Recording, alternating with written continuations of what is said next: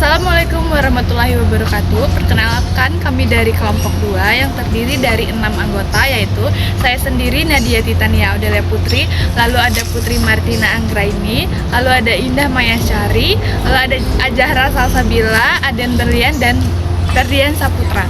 Di sini kami akan menjelaskan mengenai dua pemerintahan dua negara ASEAN, yaitu negara Indonesia dan juga negara Brunei Darussalam. Saya di sini akan menjelaskan asal mula pendirian ASEAN. Pengertian ASEAN adalah organisasi yang didirikan pada tanggal 8 Agustus 1967 oleh 5 negara anggota, yaitu Malaysia, Thailand, Indonesia, Filipina, dan Singapura. Organisasi ini memiliki tujuan untuk memelihara perdamaian, meningkatkan persatuan kawasan, dan menciptakan kawasan Asia Tenggara yang damai dan sejahtera. Sejarah ASEAN. ASEAN singkatan dari Asosiasi Bangsa-Bangsa Asia Tenggara, lahir pada tanggal 8 Agustus 1967 di Bangkok, ibu kota Thailand. Kelima negara pendiri yang bersatu dalam ASEAN adalah Malaysia, Thailand, Indonesia, Filipina, dan Singapura. Terdapat beberapa faktor yang mendasari pendiri asosiasi ini, seperti kesamaan geografis, budaya, dan nasib masa lalu. Tujuan ASEAN untuk berkomitmen untuk menjaga perdamaian, keamanan, dan stabilitas di wilayahnya. Organisasi ini bekerja keras untuk menghindari konflik dan membangun lingkungan damai bagi negara-negara anggotanya.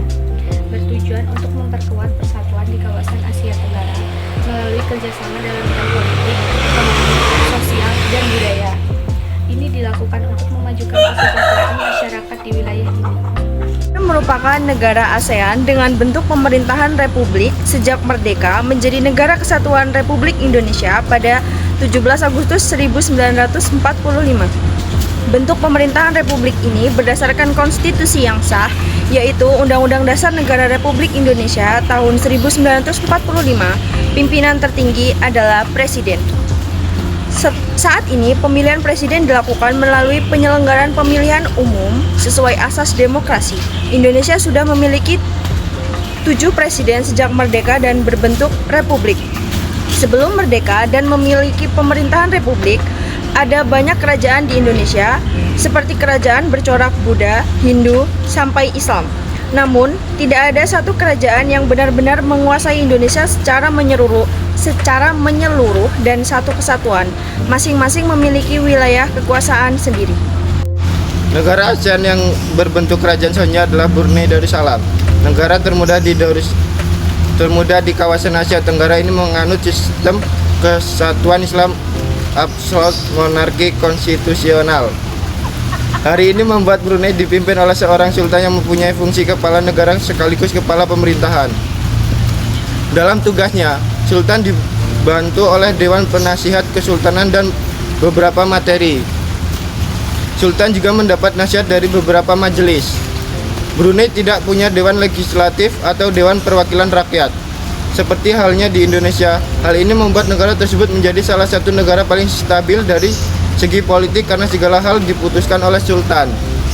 Bentuk pemerintahan republik adalah sistem politik di mana kepala negara dipilih oleh rakyat atau wakil rakyat.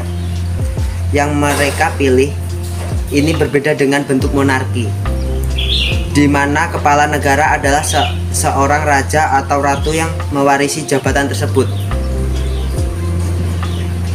Sebagai contoh, negara republik adalah negara Indonesia dan negara monarki adalah negara Brunei Darussalam.